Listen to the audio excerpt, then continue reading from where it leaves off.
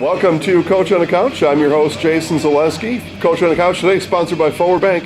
Forward Bank, moving our communities forward online at forward.bank and in person on North Central Avenue in Marshfield. Here with Marshfield boys hockey coach Eric Bowman. Coach, thanks for being here.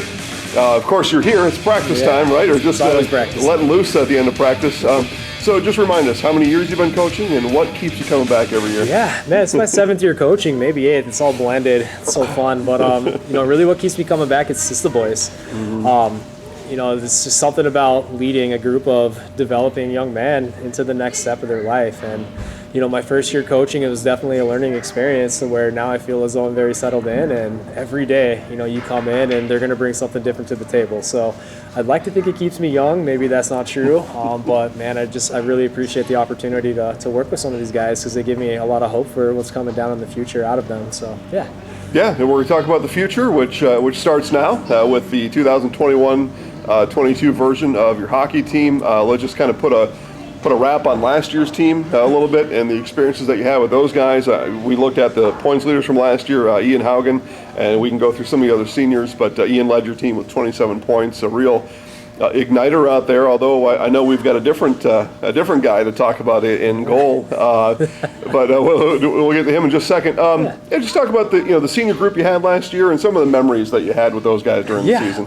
Man, last year, what a season. No other season quite like it, but my seniors they're a good group of players. We had a tough year with injuries last year. We had a couple of guys like a Nicholas Urban that the guy just could not catch a break. He had a lot of injuries he dealt with, which I think kind of hurt us in the long run, but everybody else, they were there. They were a good group of leadership, and I think they've kind of carried on a tradition of good leadership that we've developed over the past few years.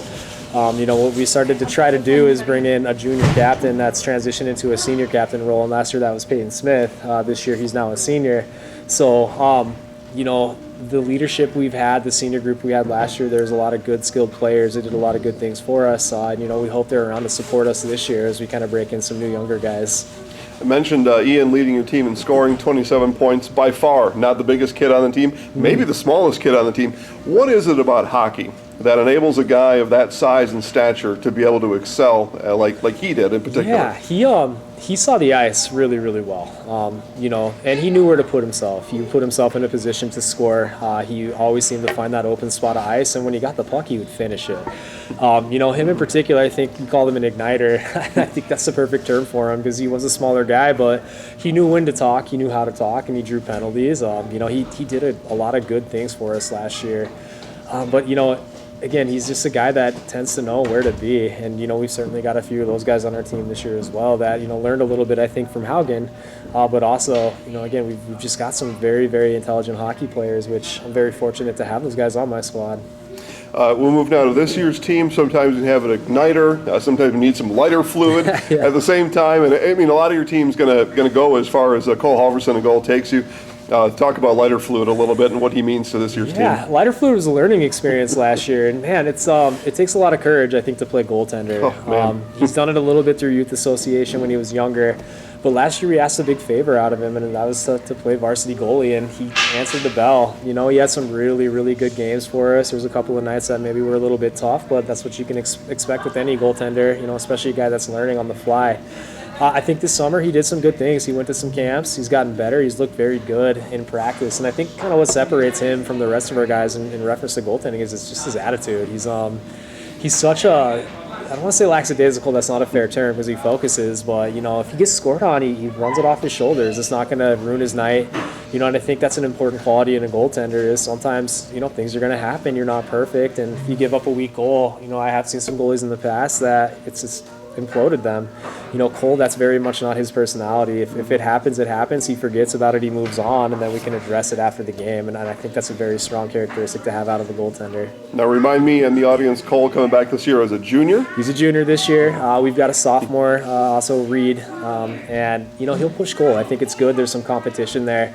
So, ideally in a perfect world, they'll both see plenty of ice time this year. Just because, again, the rigors of hockey, we've got some 3-game weekends, for example. So we're hoping to have a nice rotation, and both goaltenders have been doing well. We have a freshman, Raul, as well, who he's adjusting. He's learning the game kind of on the fly as well right now. But he's done a good job in camp over our first 2 weeks. And, again, it's nice to have 3 goaltenders because last year we came into the season with 0. So we'll take 3 all day. Yeah, we had a fun time with last year's team. I don't know who it was, but we were going to interview Cole, and somebody else came up. No, he's lighter fluid. Yeah. I'm like, I don't know what that means, but okay. Yeah, and off we go. And but everybody's got a nickname, right? Hockey's a great sport for nicknames, and it's part of the tradition, part of the camaraderie, part of the fun that you get to have in the locker room, and you bring it out to the ice. All right, myself and Mike Wendlandt will call the majority of your games this year. Most of them going to happen right out here. Who are some of those other names? Who are some of the other guys that we're going to get to know this year? Yeah, so this year, we've got a strong roster. The top half of our team in particular, they're very skilled players. So defensively, we're going to rely very heavily on 2 guys. It'll be Tristan Reisman and Noah Peterson, both captains of our team, both very strong players. Tristan, we're fortunate they moved back from Minnesota, and he also has a little brother, Tyler, on the team, who's also very talented. And, Tristan, his leadership this year has been unmatched. He did stuff over the summer that I did not even ask him to do, but, the guy really cares about having a good season. He cares about his teammates. And outside of his really wonderful attitude, he's just a really good, smart hockey player. He got a little bit bigger over the offseason, which will help his cause. Noah Peterson is a junior, also one of our captains. His older brother was a very important player for us for 4 years straight, and Noah has also been a very important player for us for the last 2 years, and now the 3rd year coming in here. He's just a big boy, and for his size, an offensive lineman on the football team, man, he moves well. So, you can expect some good plays out of him, probably some big hits throughout the year. It's a strong part of his game is he does know when and how to hit appropriately. But outside of that, he's also very talented. He's got good hands. His feet are pretty good for his size, so he'll be important. Then we've got some forwards we can talk about as well. We've got some seniors that are important. Peyton Smith, senior returning captain, big contributor last year. Peyton's a guy, his motor never stops, and that's outside of hockey as well. He's the same way in the classroom. He's got like a 4.7 GPA, probably is a very intelligent, driven young man, and he really shows those characteristics on the ice for us. He never quits, and I totally appreciate that from a coaching standpoint. We've got Sawyer Schindler coming back. Good kid, good player, brings a lot to the table in reference to talent. And, I expect a big year out of Sawyer as well this year. I was very happy to see him return for his senior year. And I think he'll put up some points. Tyler Reisman is another player I think we'll get to know this year pretty well. Freshman year last year, he's a major contributor on our team. He sees a lot of power play time already. And, he put some size on over the offseason as well, which in the high school game, making the jump from JV to varsity, I think that size component's really important. And he did. He put some weight on. He looks very strong right now. And then we have a freshman we can talk about as well, a kid, Joey Cashmere. He's got a lot to learn in reference to the high school game, but just watching him in practice, he's got a lot of skill. He's got a ton of potential. And I think, depending on who we can match him with, it's going to be efficient. And then I guess the last guy I can speak of is a Graydon Anderson. He's been playing for the Capitals for the past few years. Decided to come back to the high school program, and we're happy to have him. He's doing a lot of things that Tier 1 hockey players do. He's very smart. He does the small details of the game very, very well, and I think that's important for our younger players in particular to see, to observe, where to put your stick, for example, when you're playing D, how to go stick on stick with the guy. Taking the proper passing lane on a forecheck. He does these little things that I don't have to quite actively coach him as much. And again, it's good leadership by example. So we're very fortunate that he came back to us this year as well. So you mentioned a lot of guys that will they'll play hockey as long as there's ice somewhere. Mm-hmm. And then you mentioned some other guys that play some other sports as well. What's the difference in coaching, either or, in that kind of scenario? Yeah, I'm a firm believer in multi-sport athletes. I think any coach at the high school would agree with that statement. It's important, for physical development in particular. So, you can think about a guy like a Noah Peterson. He's an offensive lineman, and a lot of people would maybe think about an offensive lineman as just a big guy that's strong, and that's very true. But Noah also brings feet to the table. Coach Hartwig up at the high school, I think, does a good job working with agility from those guys. So Noah's got those skills, that make him an effective hockey player that I think he picked up partially from hockey, but also from football. So, those guys, as long as they're doing something active, that's all we really ask for in the summertime. We do have programs that we use for our hockey-specific players. But I think our high school does a very good job in reference to strength and conditioning. The coaches, we try to work with one another as often as we can. And, I think that says a lot. It's strong. It's important to the culture of our building that coaches can come together and work with other athletes. And it's nice to be able to sit here and say I trust my athletes with other coaches as well. I think any coach would also tell you we tend to be a little bit selfish. We want what's best for our athletes at any given time, and sometimes it can get a little bit hairy if you have to trust them with somebody else. But in our building, I feel like we have some very knowledgeable individuals when it comes to coaching performance, right? To coaching athletic ability. And while hockey is a skilled sport, you still have to have that athletic foundation that you can rely on, so you can learn those skills. And I think our guys do a really good job working with those coaches to get there. Talking to Marshfield Tigers hockey coach Eric Bowman. We've got a couple questions left, and we'll wrap this up. Comparing the last year's schedule to this year's schedule, my very basic explanation on that is it seemed like you beat the teams last year you should have, and then struggled with the teams that were maybe a little better than you. How do you begin to turn the corner on that and become that other team that they weren't able to beat because you're better than they were? Yeah, I think a lot of that is depth. And we've been very fortunate. When I first took over the program, we had a varsity team and a varsity team only, and we really did not have a lot of depth. So that was kind of an eye-opening experience for me, just to see who I could rely on. And there's maybe 4 or 5 guys. We built the program up over a couple of years there. We had a really strong freshman class come in, and then we legitimately had a true JV team for a few years, which I think we saw the benefits of that over the past few years. We had a couple of winning seasons. It's helped my overall record quite a bit to have those guys, as they're not necessarily thrown into the varsity frying pan. They've had that chance to further develop in a little bit of a less intense environment than a junior varsity game. Moving forward, our numbers are kind of taking a hit over the next few years, so we're in the middle of that rebounding program. But our intention is to continue, to further develop depth.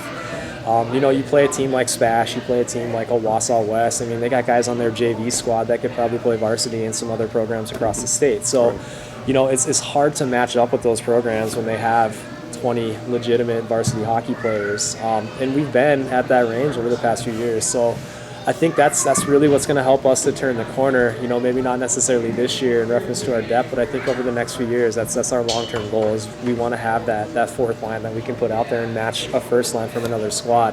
And traditionally, that's been an area we've struggled. Our winning seasons, again, that's exactly what we had. We had a good third, a good fourth line where when the guy comes off the ice, if he's tired, we could insert somebody else on and we could trust that person. We're going to work on that this year. I think to turn that corner, our team, and they've done a very good job of this thus far, they have to commit to that community aspect of a team. Culturally speaking, we need to be very supportive of each other. And we have to recognize, there's going to be teams that do have more skill than us. So how are we going to beat them? Well, we're going to have to play a better system. We're going to have to use our minds. We're going to have to play intelligent hockey.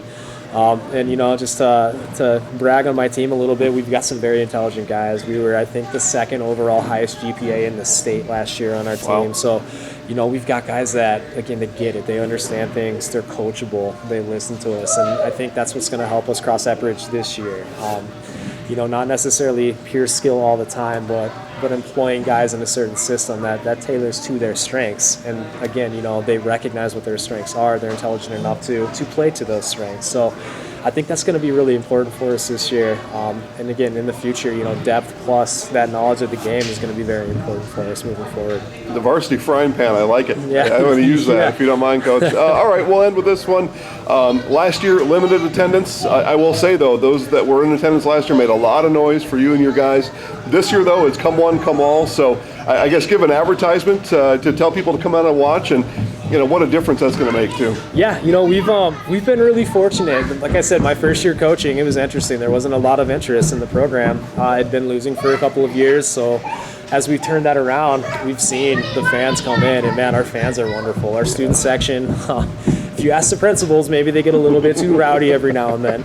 Yeah, not for me, by the way. No, but yeah. we, again, our guys feed off that energy. Yes. They appreciate that energy, and as long as it's school appropriate, I appreciate that energy as well. And I think our student section, they've responded very, very well over the past few years. So we hope that we can pack this building. Our rink is very small. It's very loud when we do pack the building. And it's really entertaining just when we do fill it up to hear what they say, but again, to watch our guys interact with the fans. What better for a high school athlete than to be supported by his peers? So we hope that we can get as many people out as we can, and we'll see them there. Coach, best of luck this year. We really look forward to it. We're looking forward to it too. Thank you for your time.